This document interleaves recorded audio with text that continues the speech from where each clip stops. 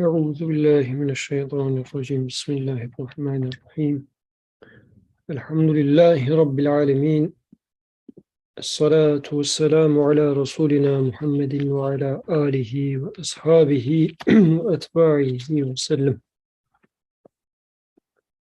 رب اشرح لي صدري ويسر لي أمري واحلل عقدة من لساني يفقه قولي اللهم أرنا الحق حقا وارزقنا اتباعه وأرنا الباطل باطلا وارزقنا اجتنابه اللهم لا تخرجنا من الدنيا إلا مع الشهادة والإيمان آمين والحمد لله رب العالمين Assalamu alaikum wa rahmatullah.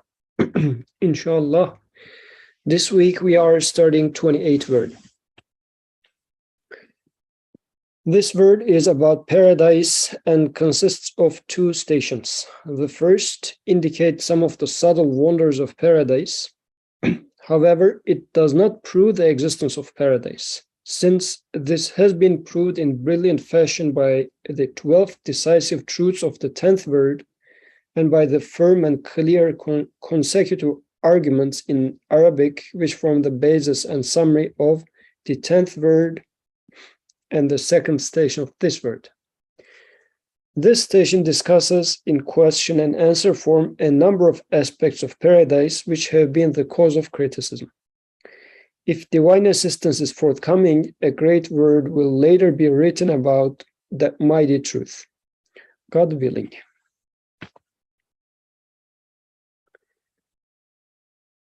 In the name of God, the merciful, the compassionate. Bismillahir Rahmanir Rahim. وبشر الذين آمنوا وعملوا الصالحات أن لهم جنات تجري من تحتها الأنهار كلما رزقوا منها من ثمرة رزقا قالوا هذا الذي رزقنا من قبل وأتوا به متشابها ولهم فيها أزواج مطهرة وهم فيها خالدون. This is Surah Baqarah, verse number 25. And give glad tidings to those who believe and act righteously that theirs shall be gardens beneath which flow rivers. Every time they are fed with fruits therefrom, they will say, why, this is what we were fed with before. For they will be given things in similitude.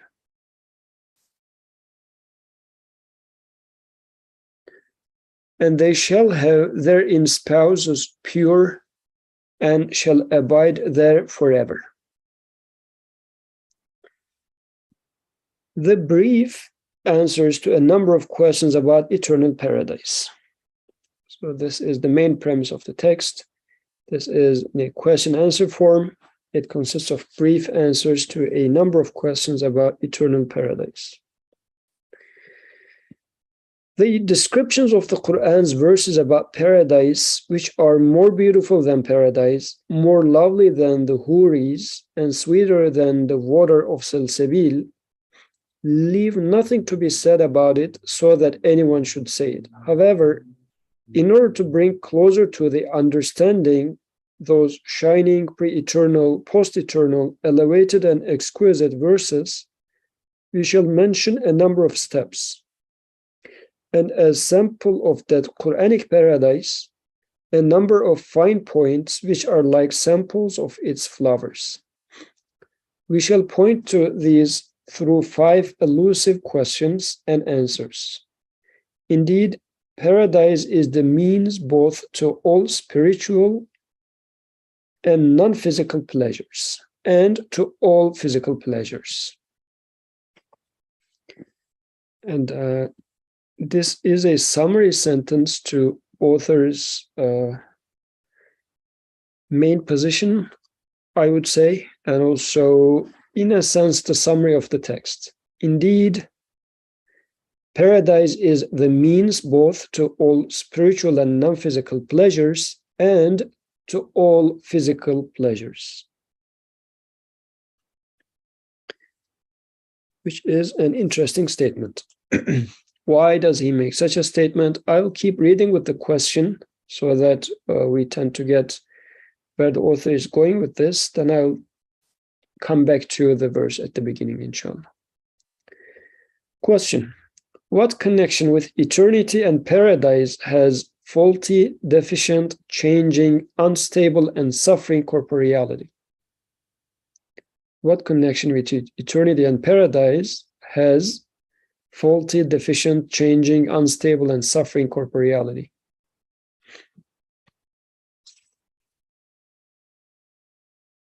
So I want to highlight one thing here. So this corporeality is the word that is being used for jism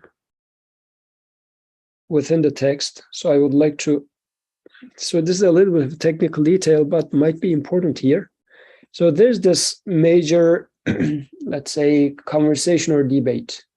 Is paradise going to be a, like, spiritually you will go there, or is it going to be with your physical body? But the words that are used here are, for spiritual, they say it's a either manavi, sometimes like meaning wise, or the other word that's used is with ruh, with the spirit. For the physical, the word that's used is jism, jismani. So this first sentence, author's statement, author says paradise is both a place for spiritual and non-physical pleasures, like the pleasures that are manawi. And then he says, and to all physical pleasures, he means jismani, the pleasures that are within the jism. So the question is directly about that. The question says, what connection with eternity and paradise has corporeality? By corporeality, he means actually the original word that's used here is jism, which you can read in line with the previous sentence. So I continue. What connection with eternity and paradise has faulty, deficient, changing, unstable, and suffering corporeality? Since the spirit has elevated pleasures, that is sufficient. Why is bodily resurrection necessary for bodily pleasures?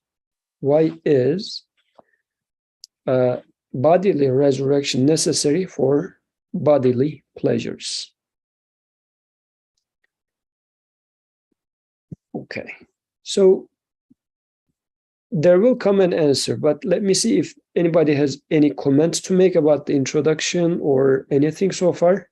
If not, I will read the answer and then go back to the beginning again. Okay, Brother Bikram, please go ahead. This is not a question or maybe even a comment, but I'd like to be clarified about something. So am I getting right? This is the question. So the author is saying that we already proved the existence of paradise. The first and foremost, the existence of hereafter, and then existence of paradise within hereafter. And he says here, we will discuss certain important things about the paradise, and we will try to elaborate some certain features of paradise. Is that right? Am I getting it right? Yes, like there are certain descriptions of paradise that are being criticized, and the author will address those. Okay, that's great. And also, again, if I'm getting right, and when we look at the the verse choice here, which I guess at least to me the most important part is why this is what we were fed with before, for they will be given things in similitude. So I'm assuming the reason author is discussing or studying this, the descriptions of the paradise or things about the paradise, not to give let's say a theoretical definition for anything, but actually to make a connection between our world today, our life in this moment, and the paradise that our moments, our lives direct to. So it's like I'm just guessing that the reason, again, the author is studying these specific things about paradise, this corporeality, for instance, because he's trying to make a connection with our lives and the paradise. Again, this is a comment, but I'm not sure. So take it as with a question mark at the end. Is that so? Okay, Jazakallah khair. We took it with a question mark and an exclamation mark within parentheses right after your comment. So then let me read the answer to the question and then come back to the verse, and we'll keep discussing from there, inshallah. So yeah, the questioner was asking, what connection with eternity and paradise has the corporeality, which is faulty, deficient, changing, unstable, and suffering? So since the spirit has elevated pleasures, that is sufficient. Why is bodily resurrection necessary? Because this is also a question about resurrection. Like resurrection, it would be enough for resurrection to be just by spiritually, I got resurrected. What is the deal about a bodily resurrection? Because if bodily resurrection is done, then yes, paradise. In paradise, I enter to paradise with my body. But from the very beginning, like corporeality is such a low thing, and it should have nothing to do with the pure eternity. So what's the point? The answer. Because just as in relation to water, air, and light, earth is dense and dark, but since it is the source and means of all the varieties of divine artifacts, in meaning it rises, like earth rises above the other elements. And just as in regard to the mystery of its comprehensiveness and on condition it is purified, the human soul, which is also dense, rises above all the other human subtle faculties. So he gave two examples. One is earth, the other one is human soul, both being dense, but since both of them actually, are the source and means of varieties of divine names and artifacts, demonstrate them, they rise above all other faculties. So too, corporeality is the richest and most comprehensive and all-embracing mirror to the manifestation of the divine names. All the tools and instruments for measuring the contents of the treasuries of mercy and reckoning their balances lie in corporeality. For example, if scales to the number of sorts of food and their pleasures did not originate in the sense of taste in the tongue, it could not taste and weigh them all up and recognize and experience them. So, like, in a sense, if you didn't have your tongue, you wouldn't be able to taste and scale up, weigh, and understand the tastes. Also, the instruments for experiencing and knowing the manifestations of most of the divine names and tasting and recognizing divine names, manifestations of divine names, again, lie in corporeality. And the faculties for experiencing all the infinitely various pleasures are also in corporeality. As is proved in the 11th word, it is understood clearly from the disposition of the universe and man's comprehensiveness that the universe's maker wants to make known all the treasuries of his mercy and all the manifestations of his names, and to make experienced all the varieties of his bounties. I'll read this again, a little bit of a long sentence. As is proved in the 11th word, it is understood clearly from the disposition of the universe and man's comprehensiveness that, so these two things clearly show us something. What is it? The universe's maker wants to make known all the treasuries of his mercy and all the manifestations of his names, and to make experienced all the varieties of his bounties. The abode of bliss, therefore, which is a vast pool formed from the flood of the universe, and a great exhibition of the textiles woven on the loom of the universe, and an everlasting store of the crops produced in the arable field of this world, will resemble the universe to a degree. So there were some descriptions of the abode of bliss as a vast pool formed from the flood of the universe, as if the universe is like a flood, and it's like floods into, or it gets gathered together in a pool, which is the eternal bliss. So author is as if saying that this creation is a river that is flowing, and it flows to a sea, which is the eternal bliss, abode of bliss, paradise. So which is a vast pool formed from the flood of the universe, and a great exhibition of the textiles woven on the loom of the universe. So a different way, again, to describe paradise. It's an exhibition place. And as if this universe is weaving textiles, so it's like a factory, but the things that are produced in here is going to be exhibited in a great exhibition hall, which is paradise, is a second description, and an everlasting store of the crops produced in the arable field of this world. So this world is, and this is from a hadith, as far as I remember, this world is the tillage of afterlife.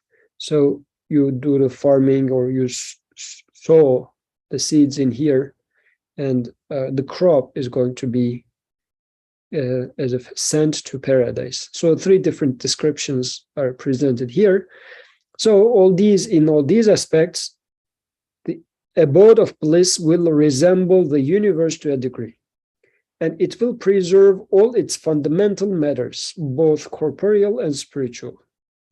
Its all-wise maker, the most compassionate one, will also give as recompense for the duties of the physical tools and instruments pleasures worthy of them, and to his servants as a wage and reward for the particular worship of each. Otherwise, a situation would occur that was contrary to his wisdom, justice, and mercy, which is in no way fitting for the beauty of his mercy and perfection of his justice, and in no way compatible with them.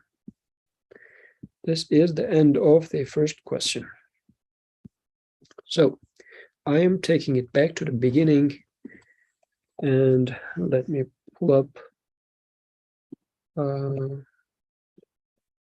Surah Al-Baqarah, verse number 26 as well. Okay. Oh, no, there's not 25. Okay. So here we are. So here's the verse, وَبَشِّرِ الَّذِينَ آمَنُوا وَعَمِلُوا الصَّالِحَاتِ.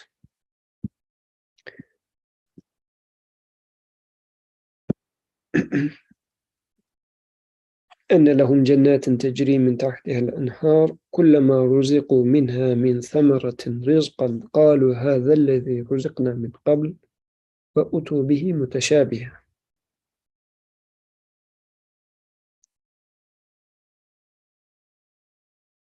ولهم فيها أزواج مطهرة وهم فيها خالدون. So announce glad tidings to those who believe in this book. Who believe, not in this book, sorry, so I will read from this one. Give glad tidings to those who believe and work righteousness, that their portion is gardens, Jannah, the paradise, beneath which rivers flow. So the ayah talks about some river flowing. Every time they are fed with fruit therefrom, who are they? Amanu wa amilu salihat. So those that believe and do salihat, righteousness. when they're fed with fruits therefrom, so fruits of paradise, كلما رزقوا منها. So they're being fed from منها من ثمرة, being fed from paradise from among its fruits. They say, why? This is what we were fed with before. قالوا هذا الذي رزقنا من قبل وأتوا به متشابها.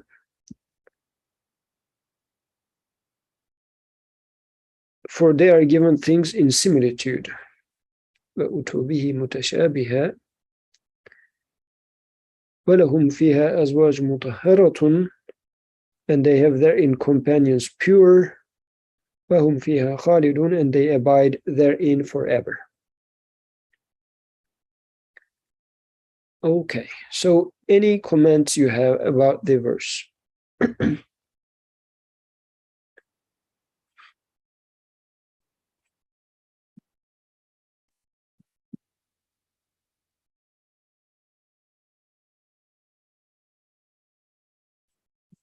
Yeah.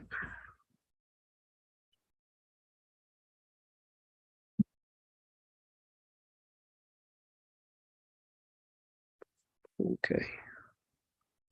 Yes, so after verse number 30 is the story of Adam alayhi salam starts, and now we are talking about verse number 25.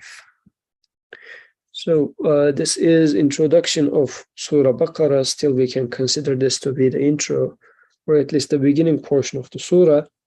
The surah starts with describing believers with 7, I guess, verses.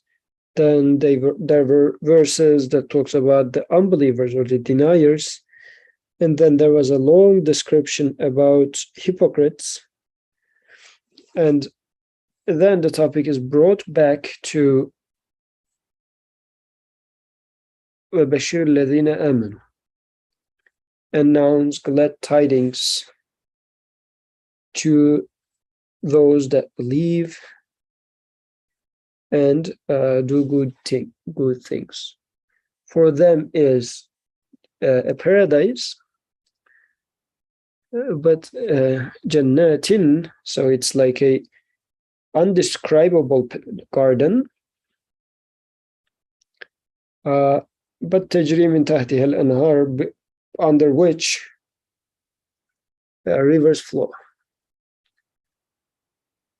So Quran has descriptions for paradise. I mean, I'll be waiting for your hand, but in the meantime, so Quran comes up with those descriptions of paradise. And as the author said here, it's not our point to prove the existence of paradise, because an eternal life existing has been established in the 10th word. So this is not our question now. So there must exist an eternal life. Otherwise, this life becomes a place of torture. Everything becomes meaningless. The existence itself becomes trouble, and I'll not be able to explain anything, like why sun is rising, why did it rise today, how does it rise tomorrow. So anything just doesn't make any sense. So it contradicts with my own reality and the order within the universe. So no, there has to be, for this beautiful existence to be beautiful, there has to be an eternal life to follow. Otherwise, there's no beauty. I cannot accept any beauty in the existence, which is what I'm sensing, though. I do sense that there's beauty. So there must exist an eternal paradise or an eternal life. So the questioner here is saying that Quran keeps describing details of paradise. And when Quran describes them, as in the case here, it talks about rivers flowing underneath. It talks about eating fruits from paradise, as in this verse. And then it says when the people of paradise eats them, they say, oh, this is something that we have seen before. It's similar to.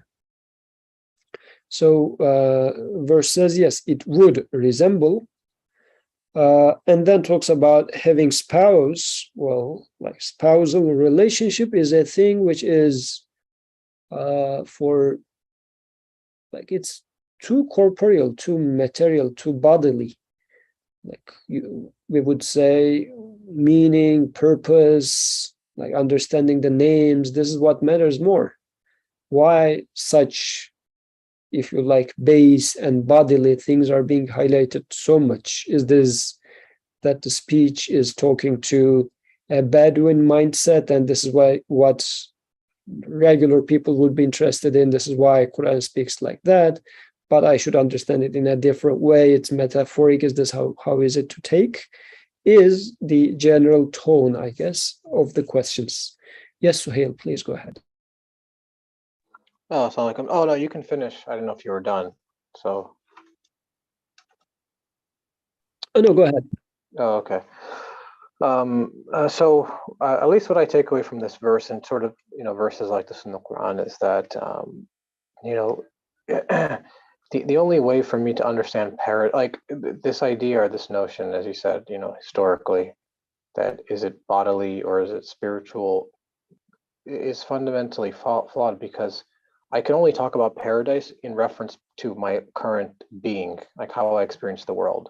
So my experience of the world is not fundamentally just spiritual, it's bodily, and it's not just bodily, it's spiritual. It's both hand in hand. Like, you can't separate the meaning of a word from the word itself.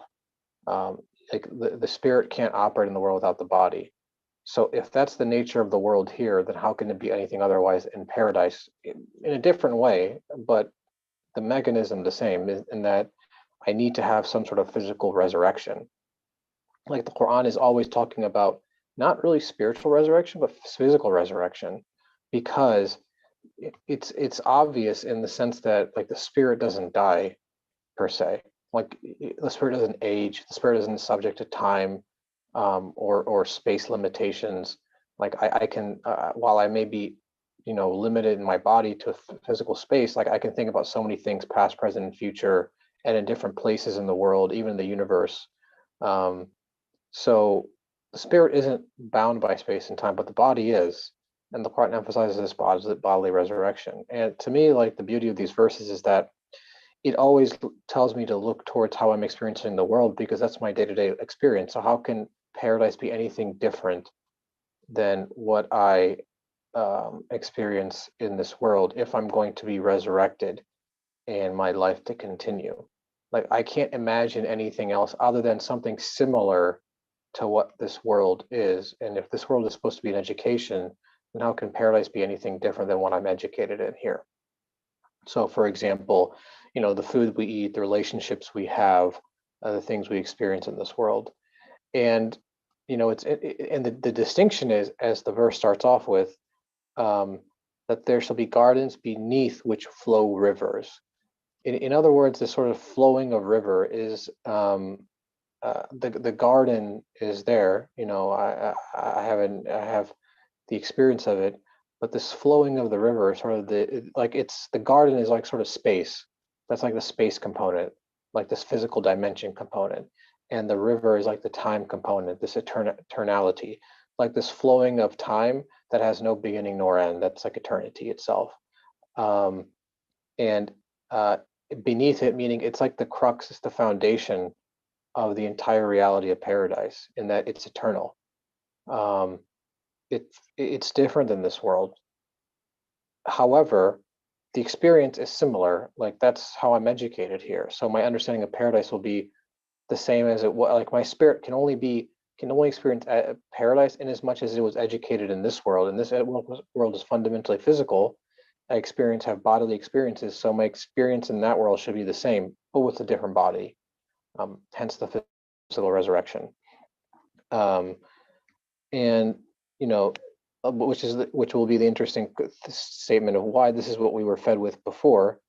Like, I will be fed with an apple, just like it was an apple, but a different type of apple, going into a body that's a different type of body, but similar in concept.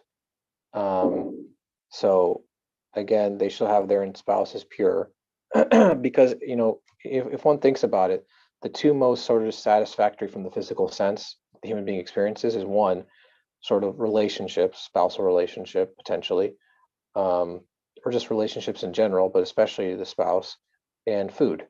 Those are really the two physical things that people experience. The two most important things people experience in this world. Everything else is sort of secondary, honestly, or everything else is sort of centered around that. Like, I only work so I can eat, and or potentially support a family, or my interactions are fundamentally person to person. So and shall be abide there forever. So referring again to that sort of time component, like the river component. At least to me, the issue in the past was that people, like historically, how they understood paradise is that paradise can only be known through the Quran. Like, I can't experience it in this world. I can't necessarily conclude it. Like, it's something that's told to me in the Quran. So therefore, their understanding of paradise was fundamentally sort of removed from their day-to-day life and their experience of this world, because they didn't understand paradise was just simply a different manifestation of this experience after my education in this world for an eternal sort of abode, an eternal experience. So that's what I think the verses are alluding to here. Thank you, Jazakallah khair. Very beautiful. And so yes, as we take this world as a place of education, then the instructor is treating me with simple, like toy example, let's say, sort of examples, so that concepts are digestible and I learn about those concepts. And then when I get to see the real aspect, then I will be able to truly understand it. Oh, this is what it means. This is what it is. And I have seen a simple example of that. Now I understand what that means. And if you think about it, what is it that I am being trained about? I am being trained about the divine names. So that means, if now we put it into context, I am going to be shown. Actually, let's start from here. I am being shown divine names on toy examples in this life, but since I am being trained with this, for the training to be useful, I need to be exposed to eventually the concepts, eventually the bigger, the real message, or again, metaphorically speaking, which would be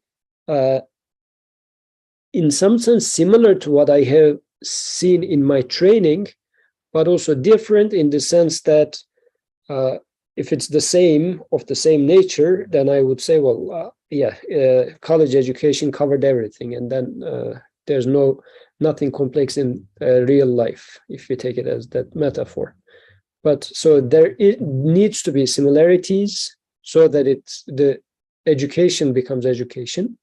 But there would be, of course, differences, because education is being done on simple test cases or proof of concept ideas in our personal life, in our practical life. Brother Birkan. So recently, a few months ago, I was studying maths with my nephew. He was studying some national universities. So we were studying high school maths. So, of course, while studying myself in the high school, I didn't take it that serious, although my grades were, not bad. So I didn't see any big picture or anything, right? I was just following the orders from my professors, the teachers, and trying to imitate whatever they teach me. But when I go back now and study it again with my nephew, I realized that everything we studied at that time were, the things, the same things that I used in university. All these tools, concepts, the things that we learn in the university and even beyond university during my professional life as well. So if the teachings or the education, the training, you said training, if the training is a good one, a well-designed education, then nothing is wasted. You see something, you study something, and what comes next is built on top of them.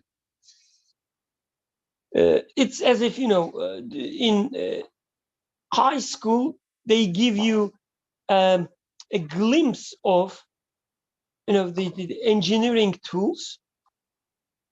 And then in the university, you see the real tools.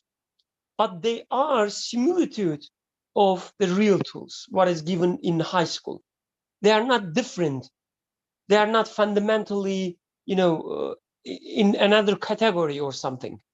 It's the same thing. You don't have to relearn anything from the beginning when you go to the university and start taking the math classes. But again, if the education is a good one, otherwise everything is wasted. You just memorize everything and you don't remember anything in the next level. So the reason I'm saying this, as author mentioned, is nothing is wasted in this creation. So I'm experiencing certain things in this life, in this creation, that means they will become the basis for the new things that I will learn in the hereafter. So it will be kind of a continuation, maybe.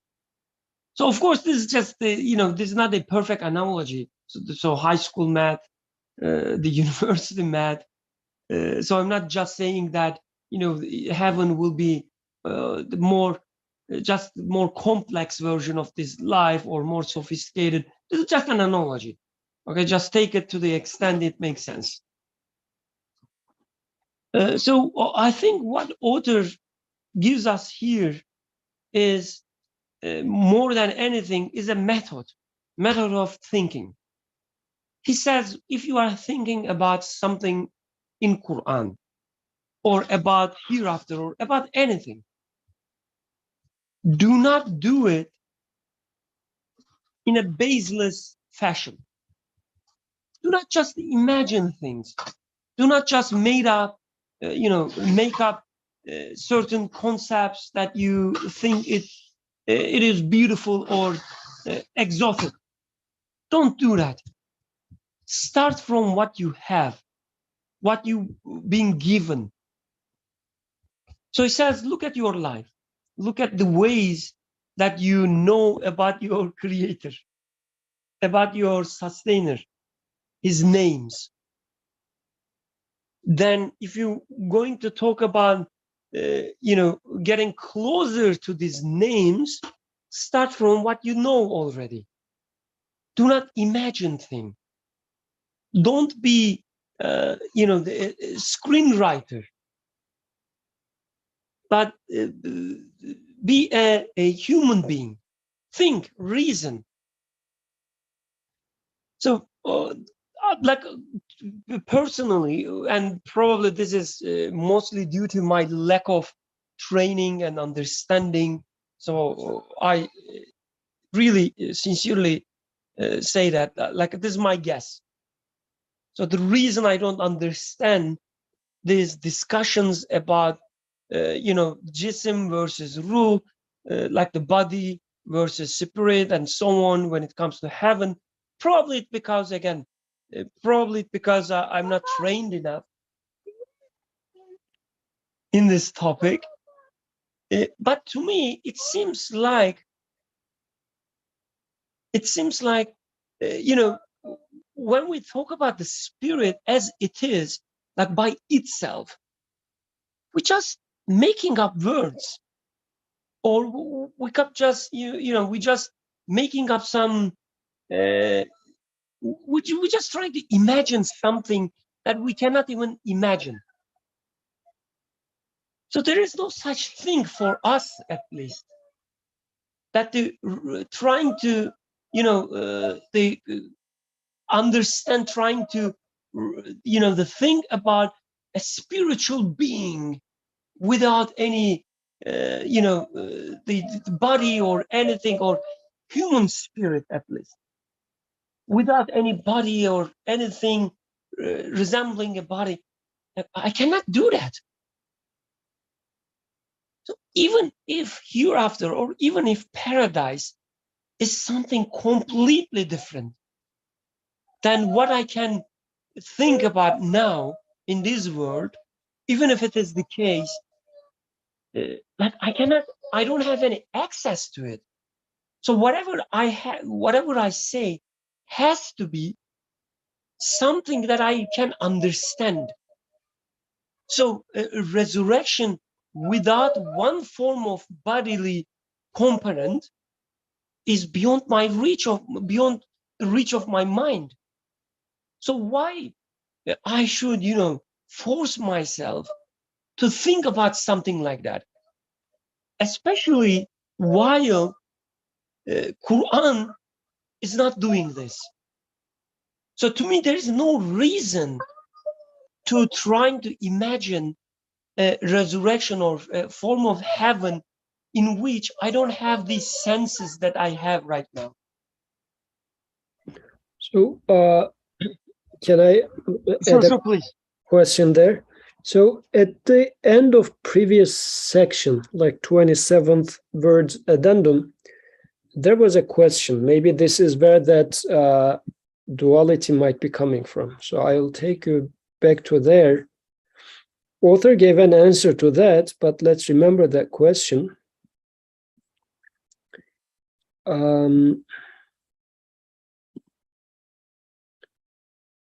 Let me see. Okay. Okay.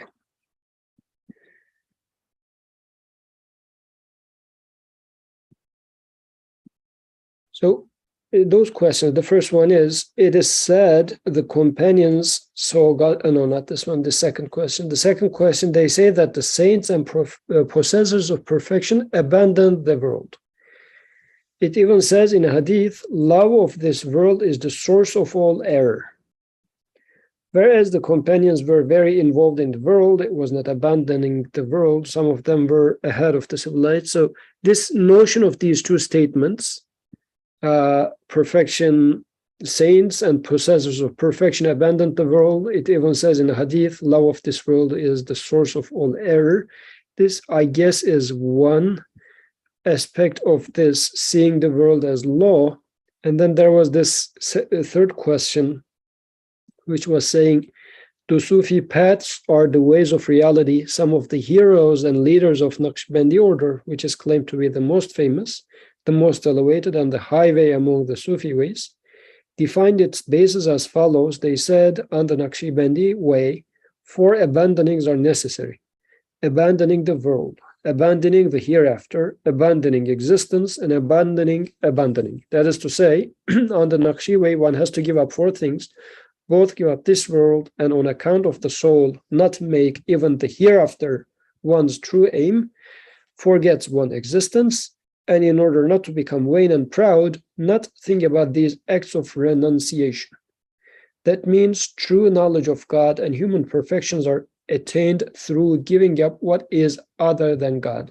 So I guess this notion of like material attachments being lowly, and eternal life, paradise being high, and also some experiences such as, let's say, in your dream, you enjoy, but let's say you are eating the best food in your dream and you enjoy it. When you wake up, you say, oh, this was the best baklava I have ever eaten in my life, but you didn't physically eat a baklava. So I guess these sort of things make some people, combining the two, I guess, or let's say you do some prayer, during the prayer, just at a moment, you feel so many things that you haven't even used any part of your physical body. So spiritually, you were getting some things, but not physically. So I guess combining these together, some people might claim then that, well, for resurrection, because this is 28th word, we will get to Miraj as well, ascension of the messenger. Same topic will again come up, like is the ascension of the messenger was a bodily ascension. At the 10th word, it was about, is resurrection a bodily resurrection or just a spiritual resurrection? And now in 28th word, same question in a different flavor. Is paradise a bodily paradise or just a spiritual paradise? And as, let's say, people get more intellectual, they say, oh, just give me my library and I don't want anything else, sort of. So I guess these sort of things are at the background of this question. Do you think these are, like we discussed partially this in the context of the addendum of 27th word, but Brother Birkan, do you still see it as very unnecessary, or like at least people who are having those questions also, they are coming from somewhere? What do you think? So I think so. What I mean with I don't understand, it's not that, I don't get the historical background. So I'm not even trying to, have an account of historical background. This is not my expertise. So what I mean is, sure, everybody has their own reason, starting point, and so on and so forth. But when it comes to,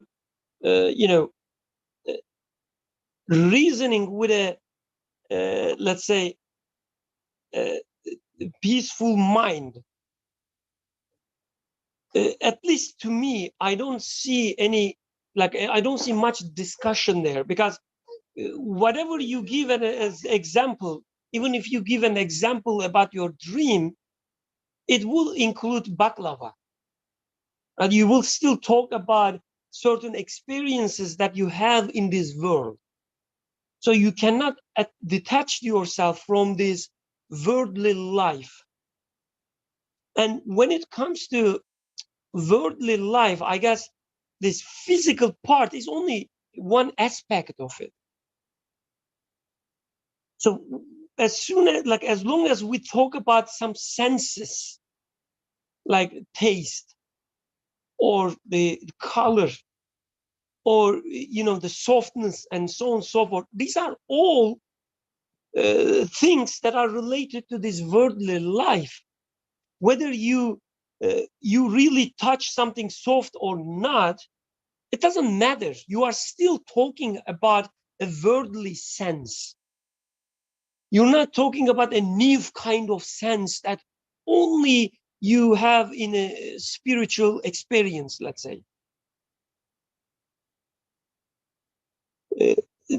I'm not sure if I'm, being clear or not. Yeah, but whatever example you give, it would be starting from the starting point will be always this worldly life. So what I'm trying to say, we don't have any reason to imagine something which doesn't start from this worldly life. So then if we take this sentence, let's try to understand where the author is putting it. Paradise is the means both to all spiritual and non-physical pleasures and to all physical pleasures. So he seems to be making, either he is making a classification of pleasures getting into two, says one is spiritual, the other one is physical. Yes, so one is manevi, right? He says the other one is jismani. So in this world, we already aware of this distinction. It is not out of this world. So in this world, when I look my daughter, I have a manevi or spiritual pleasure. Even if I cannot see my daughter, when I think about her, I have this pleasure. Even when there is no, jismani or physical connection between two of us. So this is still a worldly experience. So when I say, the worldly, again, I'm not talking only about this jismani part. What I'm saying is the starting point is always your worldly experiences. So then the question whether we have any reason, so okay, I guess that part is clear. Whether spiritual or physical, it doesn't matter. Your starting point is always your worldly experiences. And when you think about the paradise as well, just like Quran does, we have to base our thoughts on our worldly experiences. We cannot imagine that we will be restarted with a blank page after the hereafter, and everything would be completely different, categorically different than this world. We don't have any reason for that. Quran also doesn't like the source of the scripture, the source of guidance, which tells us giving news from the Ghaib, does not even, I don't know what is the word, not mentioning, but giving a glimpse of it, or Hint? ima etmek. Yes, hint. Does not even hint something like, you know what, forget about everything you have in this world. It will be different. He said, like in the Quran, it says, it will be like something similar to this world. Yes, it will be different, but still your experiences, what you were trained for in this world, won't be wasted. So I think, at least to me, if I'm trying to say that, if I'm trying to say something about the paradise without basing my worldly experience, I'm just being funny. Or some like some philosophers who talk about the God and say, oh, do you know what? When I say God, I mean the complexion, like a completeness of the universe. I mean the perfection of. That doesn't mean anything. It's just fancy words put together. So if you are not talking about the food that you are eating when you are talking about God, then you are not talking, at least to me. So let me clarify something. I'm aware that I'm being very blunt and maybe bold here, so I apologize for that. But to me, you're not even speaking. If you are saying that, or do you know what? After we resurrect, we will be something else. I cannot explain to you right now, but it will be so different. To me, you are not even talking. So that's the reason I respect a lot this text. Again, I don't have the historical background, what people discussed, what people didn't discuss, and so on, which one is right, which one is wrong. But at least the way it is explained to me must be the way that the author is using. Otherwise, again, you're not talking to me.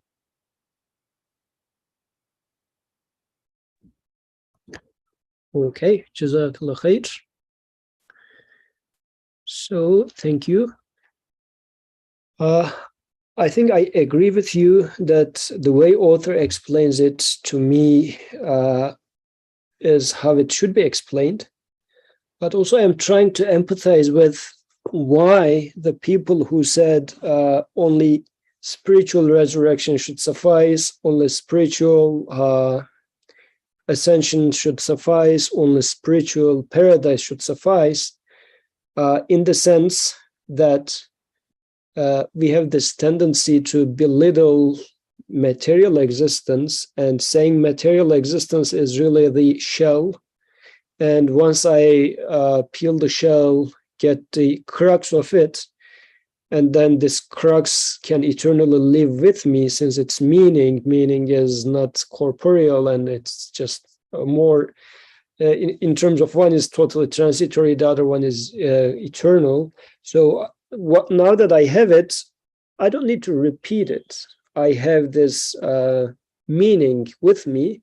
So therefore, I can continue from here is, I think, the mindset that is being presented, or at least this is what might make people think that an eternal paradise is going to be all about meanings, like I have seen my daughter once, I enjoyed her beauty, but even if we are going to be distant, now meaning of my daughter entertains me.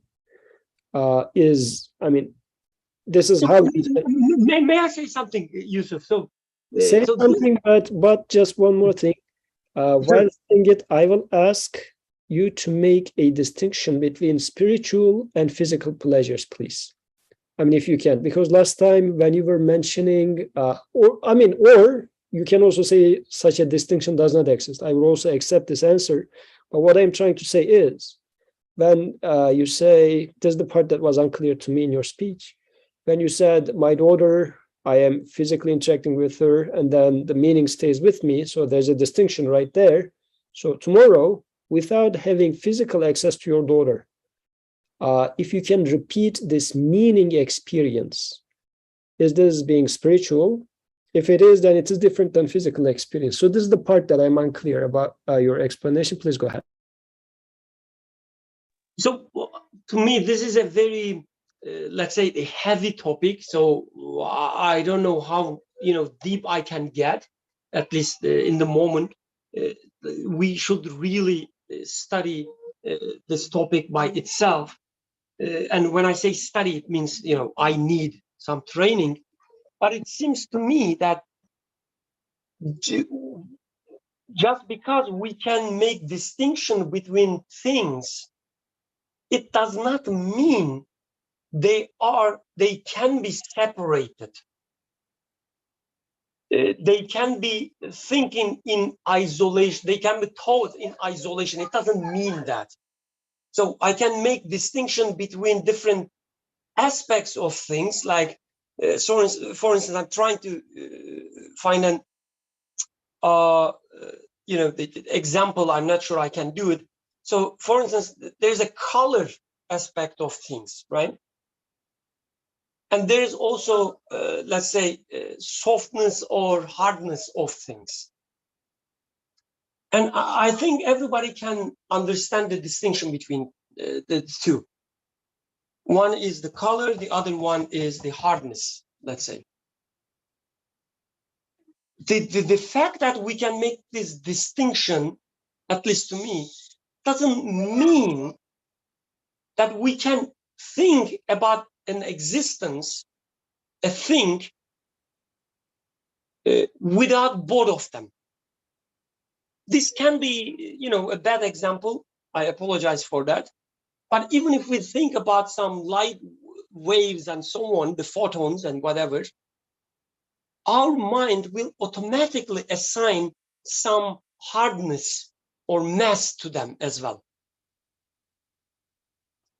So just because we can make distinction between, let's say, the meaning of the book and the ink and paper and so on, it doesn't. And when we say, the meaning stays with us, stay with me, I would challenge that even this meaning that stays with you comes with at least, some aspects of these physical things as well. So you have to, for instance, memorize certain letters in your mind. Or when it comes to your daughter, yes, your memories, like something about your daughter stays with you, even when there is no physical, the being of my daughter with me.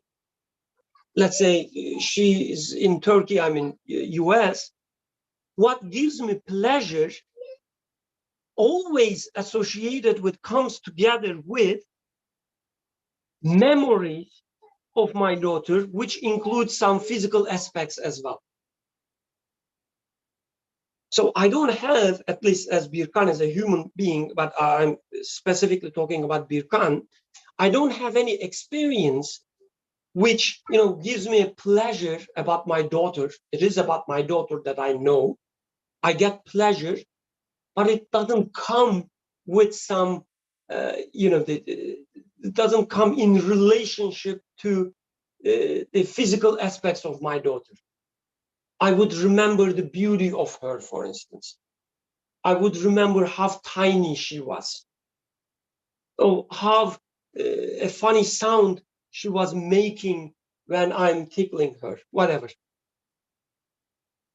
So they always go together.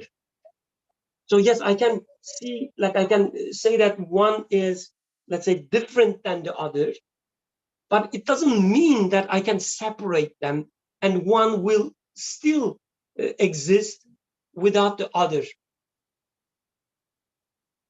Even when I read a book and something stays with me, it is always about the words that I read on the book.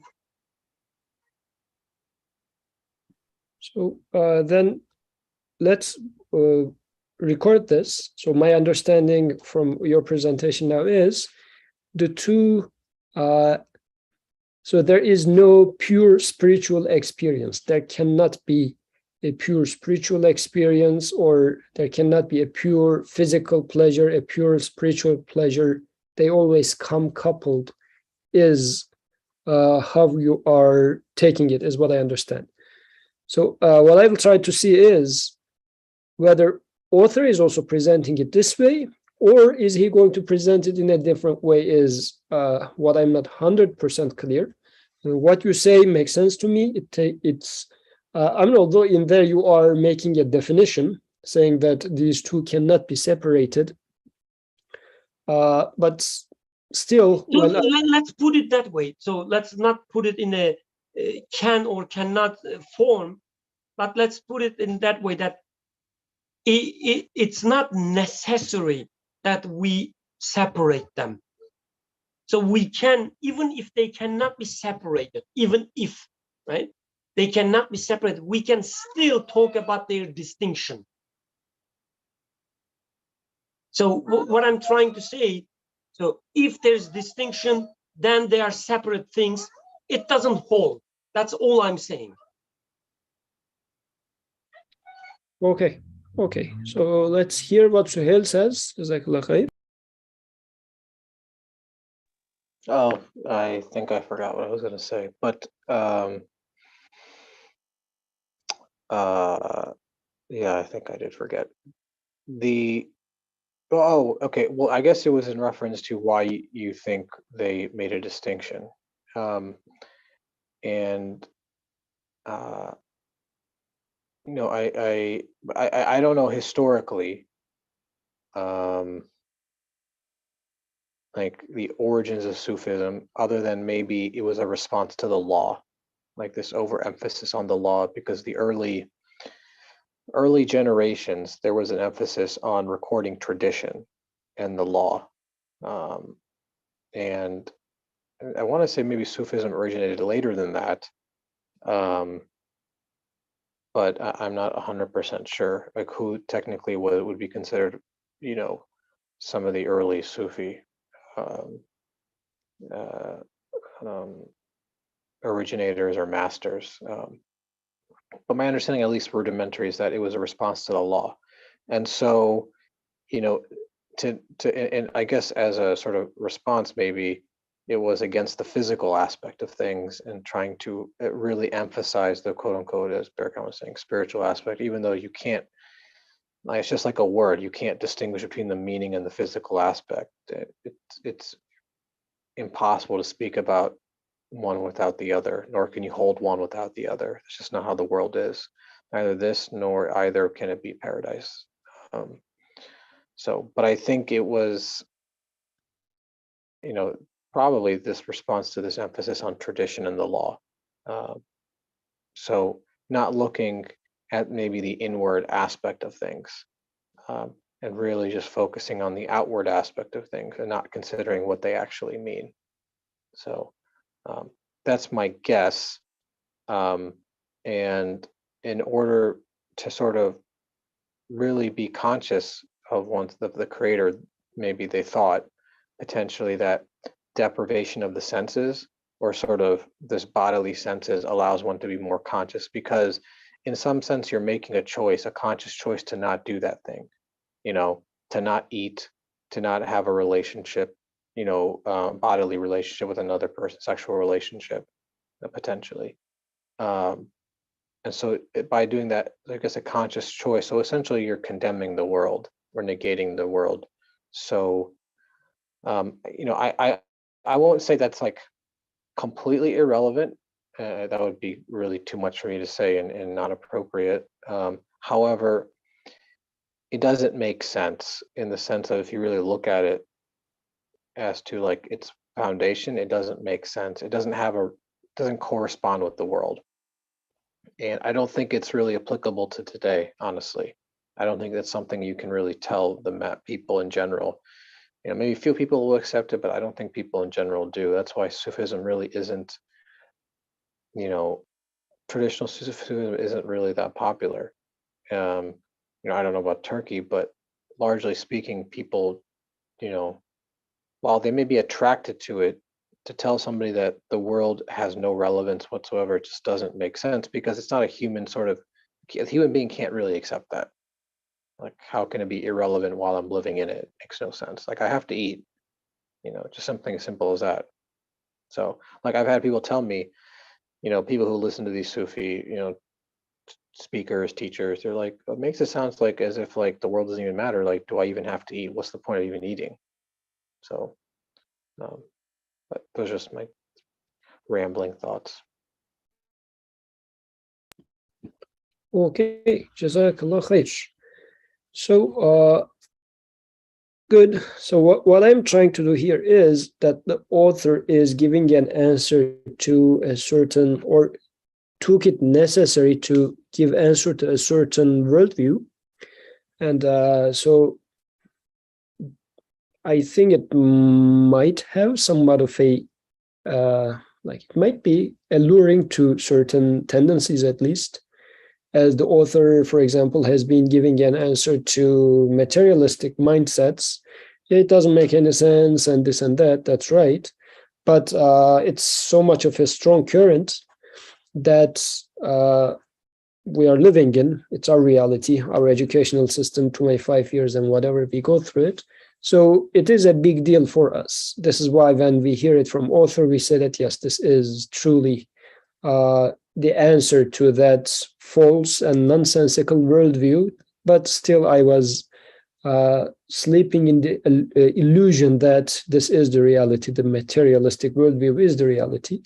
So likewise, another entire word author is dedicating to this idea that paradise is both spiritual and physical. So I'm trying to, in this sense, see what is it that might be attracting or alluring in this idea of saying that, yeah, of course, like material paradise doesn't make any sense. It suffices to have a non-material paradise, so much so that actually all those Quranic verses are 100% metaphorical in the sense that, I mean, they are metaphorical, but metaphorical in the sense that it's talking about meaning. It's not talking about which type of baklava I am going to eat in the paradise. Has no material reality, is a potential worldview, I think, or an eternal worldview that the author is addressing in here. Brother Bikram, please go ahead. So I'd like to highlight one more thing, because, when I speak, I say worldly experiences. I think author is saying something even stronger than what I said. Author is saying that the physical, as you know, like the physical, the jismani, the baklava itself, this aspect of the worldly experience will be also there. This is something stronger than what I said, because in my explanation, for instance, I would accept if somebody said, for instance, because you talked about the miraj, the ascension, so the same discussion there, and author says, there should be also the physical aspect of the ascension. meaning the prophet really traveled that distance and so on and so forth, doesn't matter now. If, for instance, in that example, somebody would say, oh, maybe prophet just dreamed, all these things were given to his mind while he was dreaming, I would accept that. Like, not that I will accept, but the way I explain these worldly experiences would agree with that. But author says something stronger. It's not only based on your worldly experiences. It is also continuation of these worldly experiences in the physical aspect as well, author says. So this is, again, stronger than what I said, if I'm not getting it wrong. And this still makes sense to me. Because to me, this, you already know, what I'm going to say, but when people says, I'm talking about the meaning of it, or, forget about the physical parts, only look at the meaning, this is the importance, and I feel awkward anyway. So to me, such distinctions are, not much fruitful. Yes, there are certain distinctions, we can separate them, but again, it doesn't mean that one can be isolated from the other. So anyway, just I wanted to highlight that. Okay, Jazakallah khair. And on this point, just one, again, technical detail that I was mentioning at the beginning, for the word in here, spiritual and non-physical, the original text use manawi, the word manawi, and for physical pleasures, the text uses jismani. I just want to highlight this distinction because within his writings, and actually to the end of 28th word, he's going to talk about the weird description of jism as well. So I don't know what that would mean, but just to highlight that the author is using these words a little different. Just a second.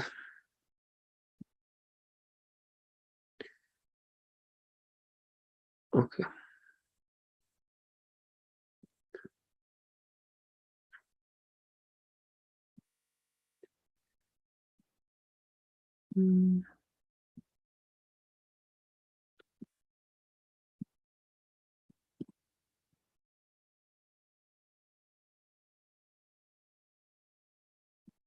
Yeah, so here is most certainly in paradise, therefore, which is luminous, unrestricted, broad, and eternal, the people of paradise whose bodies, again the word jism, so in the translation they used multiple words to wherever the author uses the word jism, whose bodies have the strength and lightness of the spirit and the swiftness of imagination.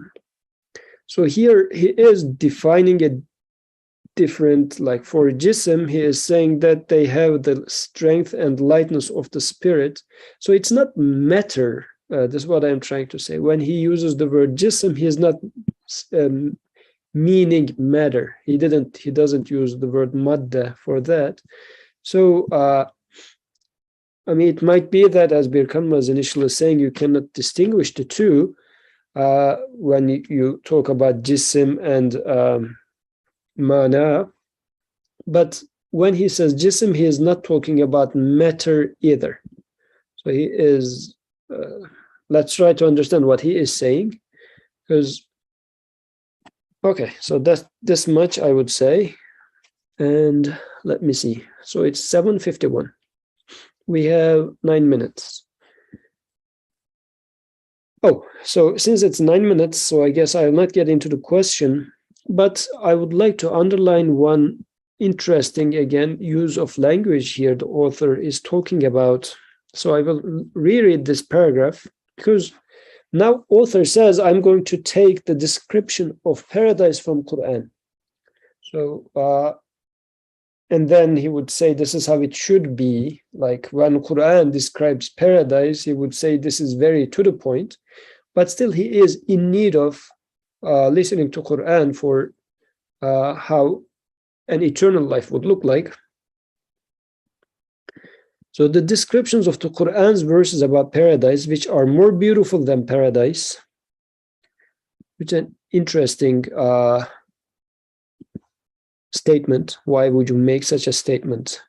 Descriptions of Quran's verses about the paradise are more beautiful than paradise.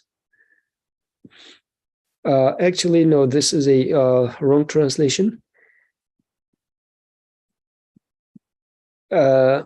Which are more beautiful than paradise refers to verses of Quran, not descriptions. But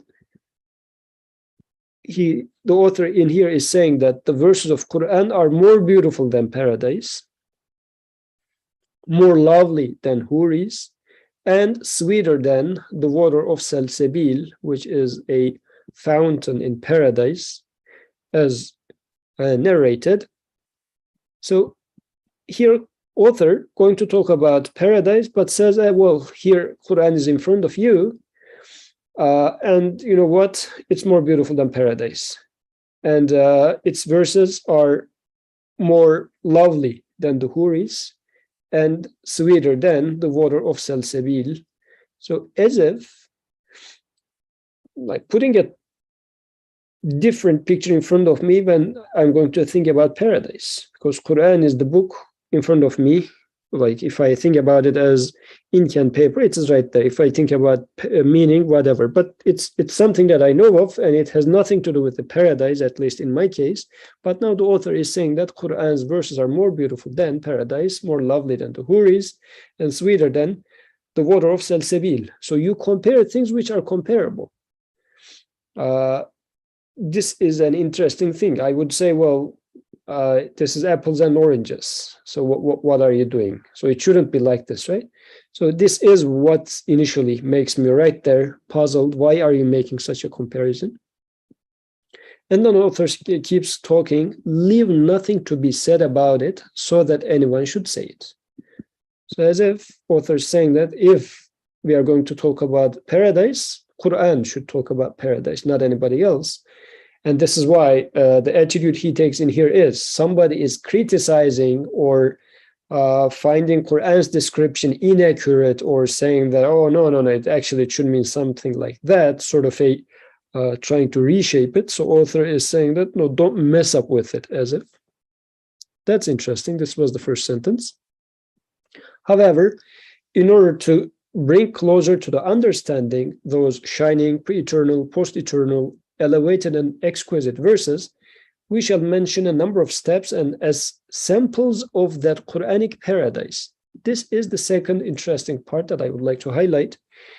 In the original text, actually, the phrase he uses in here can be read as Quranic paradise, or paradise of Quran also can be understood, or paradise that is Quran can also be understood, like the way he used in the original language for that phrase. And since in the previous sentence he was mentioning that Quran is more beautiful than paradise, I'm trying to understand what the author is doing in here. That's why I'm going a little suspicious. I don't know if I am digging too much, but at least this is the intro paragraph. This is where the author is expected to capture my attention, and he is using these two unexpected usages. So this is why I'm a little trying to be cautious here. So we shall mention a number of steps and as samples of that Quranic paradise, a number of fine points which are like samples of its flowers.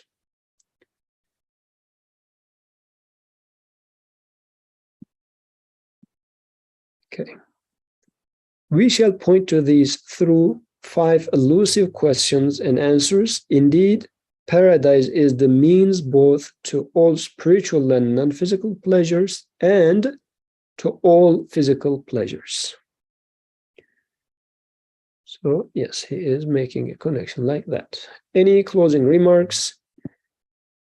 7:56, so I guess we should stop and not get into the question, but still we have 4 minutes. If there are any comments or questions, Brother Wickham, please go ahead.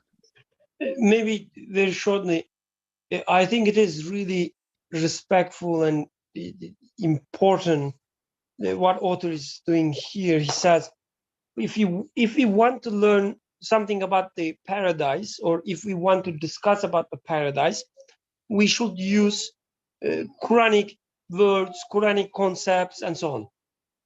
Do not get lost with other the humanly made concepts or the words. Just because the one philosopher, talks about certain distinctions, do not rely on them. Look at Quran. Look how Quran explains and describes your life, your existence. How Quran explains the existence of paradise, and rely on that. I guess this is really important that we shouldn't forget, because most of the separations, most of the distinctions and so on we make, mostly, at least the way I see, mostly rely on certain philosophical ideas, not Quranic concepts.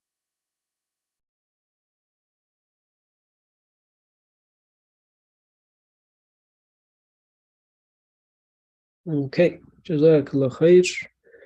Inshallah, next week we shall start from the question. So we did we talked about the verse, we talked about the intro, we read the question, and inshallah we can start reading with the question and continue from there. سبحانك لا علم لنا إلا ما علمتنا إنك أنت العليم الحكيم